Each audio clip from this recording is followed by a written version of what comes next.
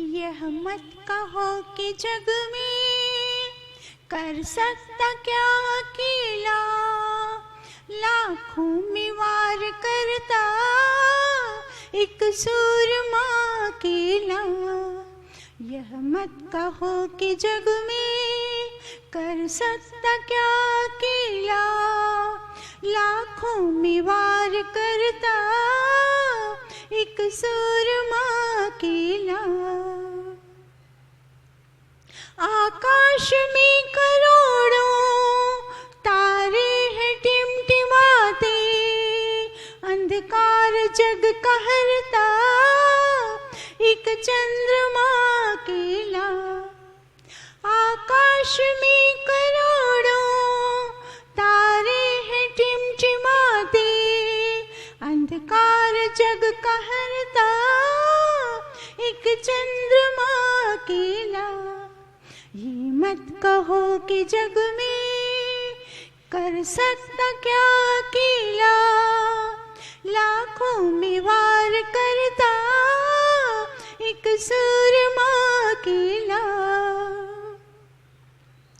लोहे की पटरियों पर होते अनेक डिब्बे, लोहे की पटरियों पर होते अनेक डिब्बे, लेकिन सभी को इंजन है खींचता अकेला। लोहे की पटरियों पर होते अनेक डिब्बे, लेकिन सभी को इंजन है खींचता अकेला। ये मत कहो कि जग में कर सकता क्या अकेला, लाखों में वार करता एक सूरमा अकेला। होते हैं ओखली में अनगिनत धान के कण, लेकिन सभी को मूसल दल डालता अकेला।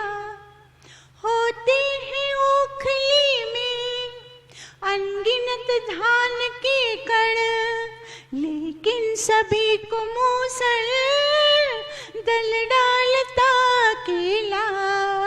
ये मत कहो कि जग में कर सकता क्या अकेला, लाखों में वार करता एक सूरमा अकेला। एक रोज शाहजहां के दरबार में अमर सिंह अपनी कटार को बल दिखला गया अकेला।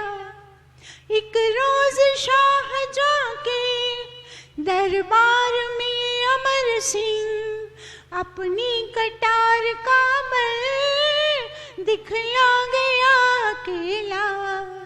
ये मत कहो कि जग में कर सकता क्या अकेला, लाखों में वार करता एक सूरमा अकेला। लंकापुरी जला के असुरों का मद मिटा के, हनुमान राम दल में मिल आ गया अकेला। लंकापुरी जला के असुरों का मद मिटा के, हनुमान राम दल में मिल आ गया अकेला। ये मत कहो कि जग में कर सकता क्या अकेला, लाखों में वार करता एक सूरमा अकेला। जापान में सजाकर आजाद हिंद सेना, नेता सुभाष जौहर दिखला गया अकेला। जापान में सजाकर आजाद हिंद सेना, नेता सुभाष जौहर दिखला गया अकेला। ये मत कहो कि जग में कर सकता क्या अकेला, लाखों में वार करता एक सूरमा अकेला। था कुल जगत विरोधी, तिस पर ऋषि दयानंद, वैदिक धर्म का झंडा लहरा गया अकेला। था कुल जगत विरोधी, तिस पर ऋषि दयानंद, वैदिक धर्म का झंडा लहरा गया अकेला।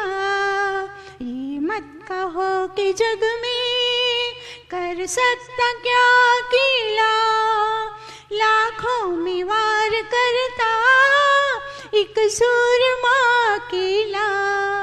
लाखों में वार करता एक सूरमा अकेला।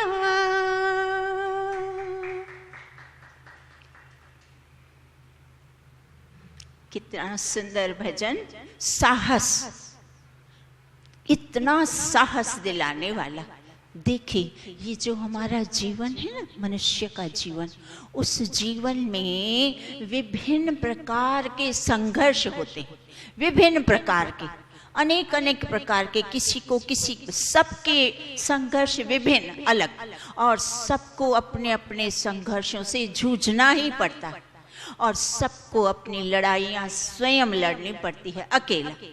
तो कुछ लोग पता है क्या है, वो एकदम से घबरा जाते हैं, डर जाते हैं, साहस छोड़ देते हैं, एकदम वो सोचते हैं निढाल होके अब मैं क्या करूं, मैं तो अकेला हूं, मेरे साथ तो कोई नहीं, मुझे तो किसी का साथ नहीं, मेरे को तो धन का बल नहीं, मेरे को तो किसी का बल नहीं, अब मैं क्या करूं, तो टूट जाते हैं।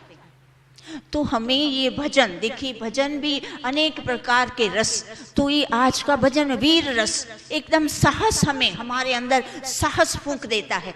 क्यों डरते हो, अरे क्यों घबराते हो, काहे को, कुछ भी नहीं, ये छोटी छोटी आपकी मुश्किलें, ये कोई मुश्किलें हैं, देख लो इन लोगों को, इन्होंने तो क्या क्या मुश्किलें उठाई और फिर अकेले थे, ऐसा भी नहीं, उनको भी किसी का साथ सहयोग कुछ नहीं था, और फिर भी वो लोग जिंदगी के जीवन की लड़ाइयाँ जीती, और ना स्वयं अपने लिए नहीं, सबके लिए उन्होंने जीता, और वो जीत के सफलता प्राप्त करी। कितनी साहस भरी, इतने सुंदर सुंदर भजन, वास्तव में हमारे वैदिक भजनों का तो क्या कहना, एकदम मंत्रों का सटीक अर्थ करके, और हमें प्रसन्नता, भजन का एक लय सुर होता है तो मन में प्रसन्नता भी उत्पन्न हो जाती है और प्रेरणा भी मिलती है उनके शब्दों से। शब्दों में आप देखो, एक शब्द आपको ऊपर उठा देता है और एक ऐसा शब्द वो आपको नीचे भी गिरा देता है। तो शब्दों की भी बहुत बड़ी महिमा है। इसीलिए ये हमें भजन के माध्यम से हमें यह भी एक सीख मिलती है कि शब्दों का चयन हमें इतना सोच के, संभल के, एक एक चबा चबा के, 32 दांत है ना, 32 बार सोचे, किसी को कुछ बोलना है सोचे, अच्छा ऐसा बोलूं, नहीं ऐसा नहीं बोलते, ऐसा नहीं, अच्छा ऐसा, अच्छा ऐसा, अच्छा ऐसा, ऐसा ऐसा करते सोच के आपके भाव में प्रेम, नम्रता, सहनशीलता, सुशीलता, सभ्यता सब आ जाएगी। सोचने के पश्चात आती है। ऐसे ही बेधड़क जो आया वो बोल दिया तो फिर काम नहीं बनता, फिर काम बिगड़ते हैं। सोच के समझ के वाणी का उपयोग। तो इस तरह से आज इसमें इतनी सुंदर बातें क्या क्या बता दी, आज हमें इसको समझना बेहद आवश्यक है। तो प्रथम क्या बता दिया, यह मत कहो कि जग में कर सकता क्या अकेला, लाखों में वार करता एक सूरमा अकेला। तो सारे जग में, जैसे मैंने अभी बात बताई कि सब देखो, मनुष्य आता अकेला है, जाता भी अकेला है, इसीलिए उसके संघर्ष भी अपने अपने अलग हैं, विभिन्न प्रकार के। सबको अपने संघर्षों को स्वयं लड़ना, स्वयं जूझना, किसी की ज्यादा अपेक्षा रखना ही नहीं। क्यों? ऊपर से हम ऐसे करें कि हम 4-5 लोगों को उधार, हम उनका उधार कर दें, अधिक न सही तो कुछ लोगों का जो हमारे संपर्क में, उनका तो हम भला कर ही सकते हैं। हम इतना साहसी बने, पराक्रमी बने और प्रेरणा ले तो इसमें एक सर्वप्रथम क्या बात बताई, आकाश में करोड़ों तारे हैं टिमटिमाते, अंधकार जग का हरता एक चंद्रमा अकेला। देखो लाखों करोड़ों असंख्य तारे हैं, टिमटिमा रहे हैं, पर फिर भी वो लाखों करोड़ों मिलकर भी अंधकार को हर नहीं सकते। तो क्या बताया जा रहा है, एक चंद्रमा अकेला पूरे जगत के अंधकार को हर लेता है कि नहीं, आ जाता है ना प्रकाश। तो ऐसा नहीं है कि जहां भीड़, आप देखना भीड़ जो होती है ना, भीड़ हमेशा इतने बड़े कुकर्म करती है, बड़े के बड़े महापाप भीड़ करती है, अकेला व्यक्ति नहीं करता। अकेला सोचता है, जब भीड़ हो जाती है ना तो लोगों के होश हवास कम हो जाते हैं और एक दूसरे का सहारा, उनको लगता है मेरा अकेले का थोड़ी नाम आएगा, सबका आएगा, तो मिलके कर डालो सर्वनाश। तो इस तरह से भीड़ ऊपर से कुछ भी लाभ नहीं करती, भीड़ हानिकारक ही होती है। अकेला व्यक्ति सोच के समझ के समझदारी से किसी भी बात का निर्णय करता है और उसमें उसको सफलता मिलती है और वो कुछ कर भी पाता है। इसीलिए भीड़ से नहीं, हमें अकेले ही सब कुछ अच्छी तरह से करना। फिर दूसरी बात क्या बता दी, लोहे की पटरियों पर होते अनेक डिब्बे, लेकिन सभी को इंजन है खींचता अकेला। अब एक डब्बे में देखिए, रेलगाड़ी में अनेक डब्बे होते हैं, कितने कई रेलगाड़ियां तो बहुत बड़ी बड़ी, और उसमें कितने सारे यात्री, सारे यात्रियों का बोझ, सारी ट्रेन डब्बों का बोझ, सारे सामानों का, और वो जो सामान की गाड़ी होती है उसमें तो कितना अधिक सारा कौन ढोता है, एक इंजन। तो इस तरह से हमें वो उदाहरण दिए जा रहे हैं अनेक प्रकार से कि देख लो इंजन अकेली थी कि नहीं थी, उसने सबका बोझ उठाया कि नहीं उठाया, चंद्रमा अकेला था कि नहीं था, सबका अंधकार मिटाया कि नहीं मिटाया, जगत का हर लिया कि नहीं हरा। तो इस तरह से हमें उदाहरण देख के हमें साहसी बनाया जा रहा है।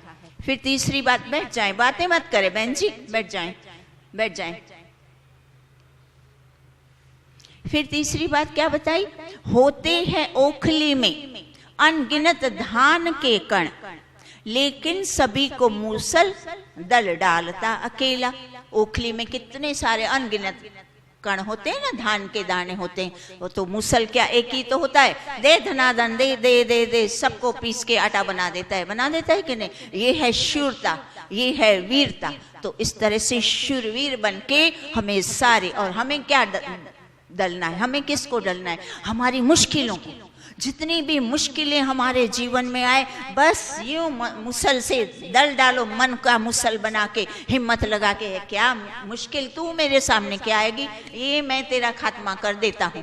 मेरे में बहुत सारी हिम्मत है, मुझे इतना ज्ञान वेदों ने भर भर के दिया है, मैं साहसी हूँ, मैं पराक्रमी हूँ, मैं इस छोटी छोटी मुश्किलों से मैं नहीं डरता, मैं नहीं घबराता, मैं नहीं हथियार डाल देता, मैं नहीं घर में ऐसे दुबक के बैठ जाता डर के, ना, मैं साहसी, मैं सारी मुश्किलों को हटाऊंगा, स्वयं भी मुश्किलों से पार हो जाऊंगा और अन्य बहुत सारे लोगों को भी मुश्किलों से दूर करूंगा, मैं अकेला कर सकता हूं। इस तरह का हमें इन उदाहरणों से हमें साहस दिया जा रहा है। फिर अब आती है ये मुगलों की बात। एक रोज शाहजहां के दरबार में अमर सिंह अपनी कटार का बल दिखला गया अकेला। तो ये सारे मुगल लोगों के अत्याचारी जो हमारे देश पर आकर के बिना कारण अकारण आके चढ़ाई करके, लड़ाई करके और हमारे राज्य को छीनकर और हमें परतंत्र बनाकर और जुल्म ढाने लगे। और उसमें कितने सारे जो राजा थे हमारे वीर, कितने पराक्रमी, कितना सारा उनके अंदर पराक्रम और स्वाभिमान। और ये जो यहाँ अमर सिंह की बात, अमर सिंह राठौर, कितना सारा देशभक्त इनके अंदर भरा पड़ा, कूट कूट के भरा था, स्वाभिमान भरा हुआ था। ये खींच के दरबार में कटार निकाल के सामने खड़े हो जाते, तू शाहजहां होगा तो तेरे घर का होगा, हमारे स्वाभिमान को तू लताड़ नहीं सकता। तो इस तरह से मात्र एक अमर सिंह नहीं, कितने सारे, ये देखिए महाराणा वीर महाराणा प्रताप, इनकी गाथा सुनते सुनते तो मेरा रोम रोम पुलकित होता है। ये तो मेरा हीरो है। बचपन से क्या पता, हिस्ट्री सुनते, जब मैं हिस्ट्री पढ़ती, इतिहास में मेरा हमेशा डिस्टिंक्शन आता, मुझे बहुत अच्छा लगता उनकी ये वीर राणा प्रताप, फिर शिवाजी महाराज, फिर उनके पिताजी सांगाजी महाराज, क्या वीरता, ये रानी लक्ष्मीबाई और ये दुर्गावती और ये अहिल्याबाई, आप इनकी कर्म तो देखिए, कितनी साहसी, कितनी पराक्रमी, कितना कुछ इन्होंने, कितना साहस था। एक एक व्यक्ति की हम गाथा गाने लगेंगे तो कितने ही दिन निकल जाएं। इतने वीर, इतने शूरवीर, इतने पराक्रमी, स्वयं का भी स्वाभिमान बनाए रखा और देश का, पूरे राष्ट्र का मान बनाया। ऐसे ऐसे हमारे यहाँ, हमारे भारत के अंदर वीर पुरुष और वीर नारियां, उन वीरों से हमें शिक्षा लेनी है, प्रेरणा लेनी है। क्यों हम दुबक के, आज की हमारी नारियां डर के मारे क्यों डरती हो? अरे साहसी बनो। एक आंख के अंदर ही इतना वो होना चाहिए बल, आंखों का बल ही सामने वाले की सारी बल को नष्ट कर दे, धाराशाही हो जाए वहीं का वहीं। आंखों में इतना तेज और बल होना चाहिए। और हमारी भारत की नारियां क्या क्या क्या बताएं, अब इस टॉपिक को नहीं छेड़ना, पर हमारे अंदर अभी साहस की बेहद कमी है। चाहे नर देखो चाहे नारी, दोनों एकदम वो जो डरपोक से फुस्सू फुस, एकदम फुस फुस फुसी होती है ना, जरा सी बात में हिल जाना, डर जाना, क्या है ये? क्यों? अपना आत्म स्वाभिमान बनाओ, अपने देश का, राष्ट्र का स्वाभिमान, आपको कुछ फर्क ही नहीं पड़ता। चाहे कोई विधर्मी, चाहे कुछ कह जाए, कुछ कर जाए, कुछ भी होता रहे, मुझे क्या, मैं तो बस घर को संभालूं भाई, मैं तो घर, ये क्या, ये तरीके ठीक नहीं। हमारी भारतीय संस्कृति हमें ऐसा डरपोक नहीं बनाती। हमें डरपोक नहीं बनना, हमें साहसी और पराक्रमी बनना है। फिर ये मुगलों की बात के बाद फिर क्या बता दिया? फिर आई ये असुरों की बात। लंकापुरी जला के, असुरों का मद मिटा के, हनुमान राम दल में मिल आ गया अकेला। अब ये रावण लंकाधिपति, लंका का अधिपति, इतना बड़ा साम्राज्य लिए हुए, कितना असुरों में बल, पराक्रमी था, वो भी कम नहीं था, बहुत सारा पराक्रम था। वो तो भक्त भी था शिव का, खूब सारी भक्ति करके, तपस्या करके इतना सारा बल उसने प्राप्त किया था।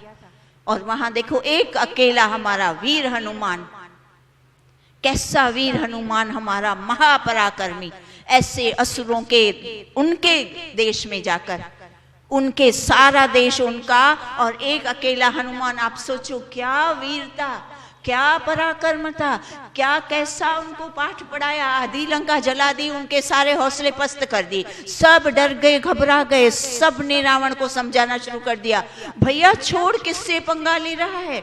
एक व्यक्ति जिसका तुम, तेरी आधी लंका जला दी, तो उस राम से पंगा लेगा, तेरा क्या होगा? सुधर जा, संभल जा।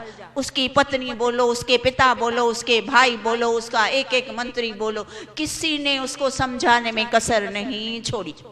पर वो हठाग्रही, दुराग्रही, बस नहीं समझा, हठाग्रही था, तो अपने कुल का सर्वनाश करा के फिर उसको सुख आया, चैन आया, तब तक उसको समझ नहीं आई। ऐसे वीर हनुमान को हम लोगों ने, ये अभी हिंदू की बात जब आप बता रहे थे, मुझे सच में, मुझे भी बड़ा अफसोस होता है, कैसे हिंदू है, ऐसे वीर पराक्रमी हमारे हनुमान का तस्वीर बंदर बना दिया।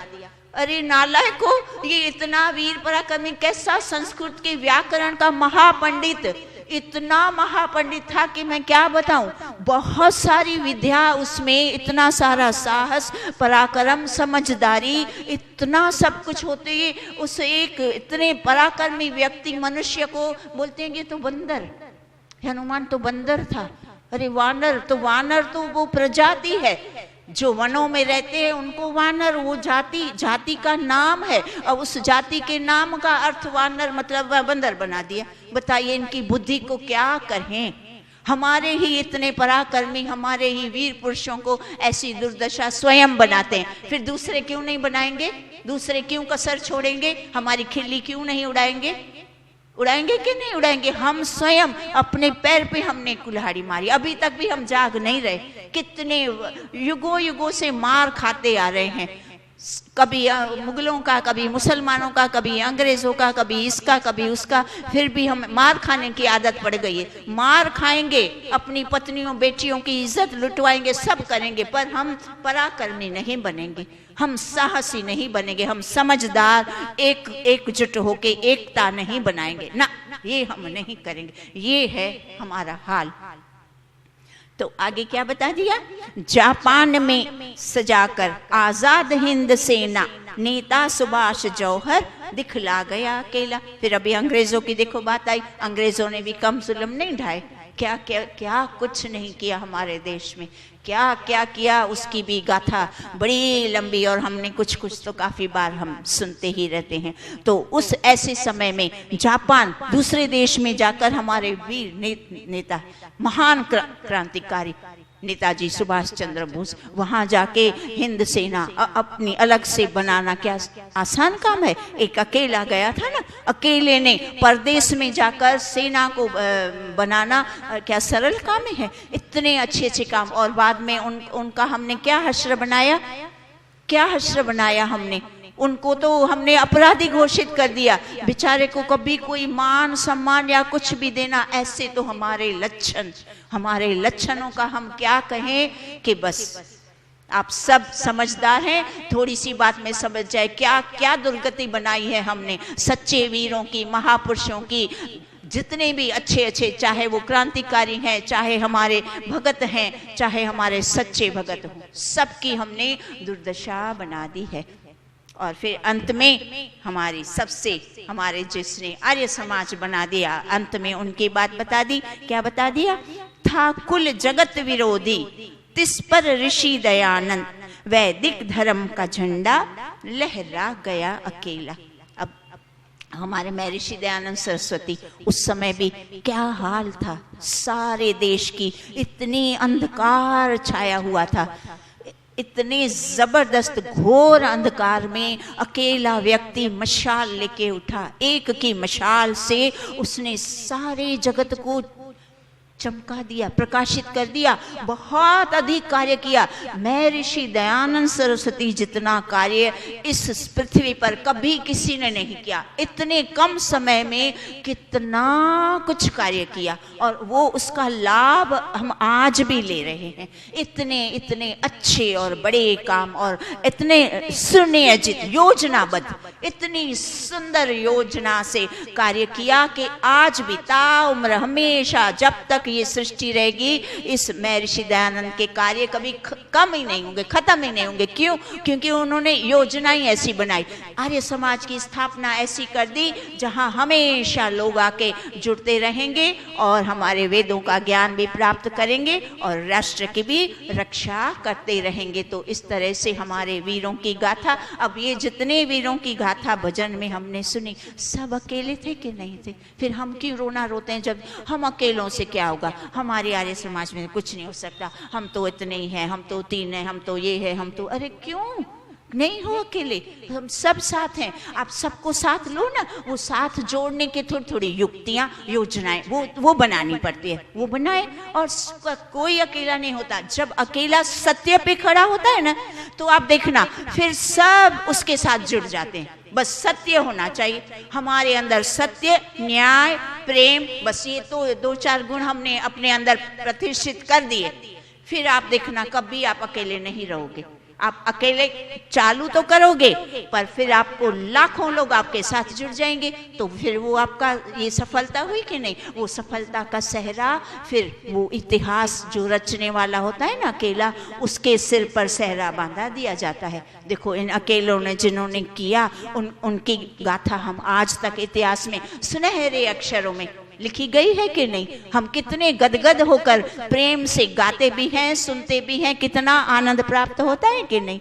बस इस तरह से हमें भी सारे कार्य, चाहे परिवार की समस्या हो, चाहे समाज की समस्या हो, या अपने आजू बाजू आस पड़ोस की हो, नगर की हो, जितना हमारा सामर्थ्य है उसमें निडर होकर हमारा पूर्ण सहयोग होना चाहिए। नहीं मैं हूं ना, एक ही शब्द बोलने का मैं हूं ना, क्यों डरते हो? बात खत्म, सामने वाले 4 व्यक्ति को हिम्मत आ जाएगी, हाँ चलो ये भी साथ है, हमारे साथ है, हो जाएगा, और हो गया।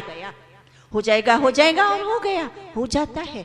तो इस तरह से हमें हिम्मत बनानी है। और अभी 5 मिनट हमारे पास हैं, तो अभी ये जो हमारे दीपावली के पर्व हैं, 5 मिनट, तो दीपावली के पर्व तो देखिए वो 11 से शुरू हो जाते हैं।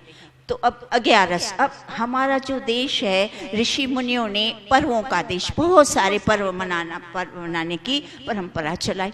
तो हर एक पर्व का उन्होंने बहुत ही गहरा अर्थ था, अर्थपूर्ण थे सारे के सारे पर्व। उनका एक अर्थ था, उनका क्या लाभ है, उन पर्व मनाने का क्या लक्ष्य हेतु था, वो आज सब हम हेतु, लक्ष्य, लाभ, उसका सही स्वरूप सब भूल गए। मनाते तो हैं पर अपनी मनमाने ढंग से, जिससे कुछ लाभ नहीं होता, ऊपर से अधिक हानि होती है। तो वो कैसे, जैसे 2 मिनट हम सुनते हैं 11। अब 11 का पर्व महीने में 2 बार 11 आती है, हाँ, पर ये कार्तिक की थोड़ी बड़ी 11 कहते हैं। तो 11 का अर्थ क्या होता है? 11 रस। ये जो 11 इंद्रियां है, 11 रस, 11 इंद्रियां, 5 ज्ञान इंद्रियां, 5 कर्म इंद्रियां, 11वां मन। इन 11 इंद्रियों का आप नियंत्रण करना सीखो, इनको नियंत्रण में चलाओ, नियंत्रण से, संयम से इससे काम लो, लाभ लो, इनका उपयोग लो, पर इसको नियंत्रण में रखो। आपके नियंत्रण में चलनी चाहिए वो, अपने आप जो चाहा खा लिया, जो चाहा। अब 11 का करते हैं व्रत, आज माताएं बहनें ज्यादा करती हैं। 11 रखिए भैया, सुबह से वो वैरायटी, आलू की, साबुदानों की टिक्कियाँ, समोसे, क्या पता क्या पूरियाँ, दुनिया भर का भारी भरकम खुरमाओं की मिठाइयाँ, दुनिया भर का सब भारी भारी। अब व्रत का दूसरा एक लाभ भी होता है कि हमारे जठर अग्नि को 15 दिन में एक बार फलाहार, थोड़ा सा फल खा लिए, जो भी ऋतु का फल है जितना खा सकते हैं, भले भूखा न रहें, थोड़ा सा फल खा के और फिर अच्छा सोचें, अच्छा विचारें, सब शुभ शुभ करें और ईश्वर का भजन करें। ये तो है 11। अब बताएं, सच बताएं, कौन ऐसी 11 करता है? फिर आ गई 12। तो 12 में गौ का महत्व बता दिया कि जो ये 12 है अपनी कार्तिक की, गौ माता को उनकी रक्षा करने, उनको घास आदि खिलाना, उनको रोटी आदि देना, सब कुछ करना, गायों का महत्व। वैसे महत्व तो सारे प्राणियों का है, सारे प्राणियों का प्रबंध करना, खाने पाने का, दाने पानी का मनुष्यों का कर्तव्य है। पर इस दिन गाय का, थोड़ा गौ माता का विशेष महत्व बताया कि भैया गौ के साथ कभी ऐसा नहीं करना, गौ माता है उसको काटना पीटना नहीं, उसकी रक्षा करना, उसको भूखा नहीं रखना। तो वो हमारा अतिशय लाभ पहुंचाती है। इसीलिए तो ये 12। और आज धनतेरस, आज जो ये धनतेरस है, अब धनतेरस का अर्थ क्या है? जो धनवंतरी थे, आयुर्वेदिक के जनक, जिसने सारी जड़ी बूटियों का हमें लाभ बताया कि कौन सी औषधियों से तुम्हें कौन से रोग दूर हो जाएंगे और तुम जीवन भर स्वस्थ रहोगे। अब उनकी जयंती मनाने का ये धनतेरस का जो पर्व था, हमने क्या कर दिया? धनतेरस, जाओ सारे मार्केटों में भीड़ कर दो, दुनिया भर का सोना चांदी बर्तन जो भी मार्केट में उठा के घर लाओ।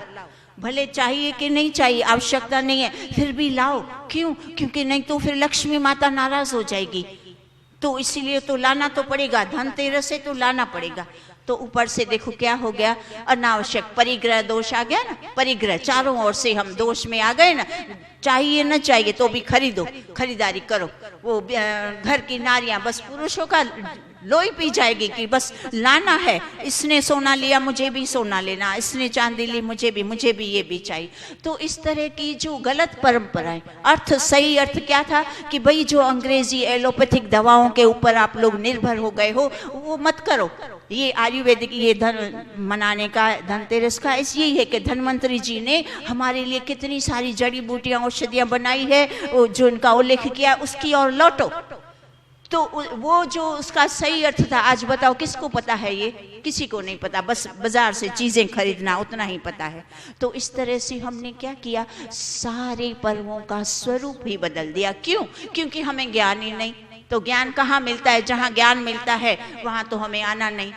हम अपने आप को इतना ऑक्यूपाई, इतना व्यस्त कर देते हैं ना, समय किधर है? हाँ, आना तो चाहते हैं पर समय नहीं। अच्छा, फालतू चीज़ों के लिए समय है। आधा घंटा शुद्ध ज्ञान जो आपको हर तरह से ज्ञानवान बनेगा, आपको लाभान्वित करेगा, आपके परिवार को सुख देगा, उसके लिए समय नहीं। कोई बात नहीं, चलिए। ओम द्यौ शांतिरंतरिक्षम शांति पृथ्वी शांति रापः शांति रोषधयः शांति वनस्पतयः शांतिर्विश्वे देवा शांति ब्रह्म शांति सर्वं शांति शांतिरेव शांति सामा शांतिरेधि। ओम शांति शांति शांति। सर्वेभ्यो नमः। आप सबका बहुत बहुत आभार। और ये जो पर्व हैं वो सही तरीके से आप स्वयं भी मनाएं, दूसरों को भी अवगत कराएं। धन्यवाद।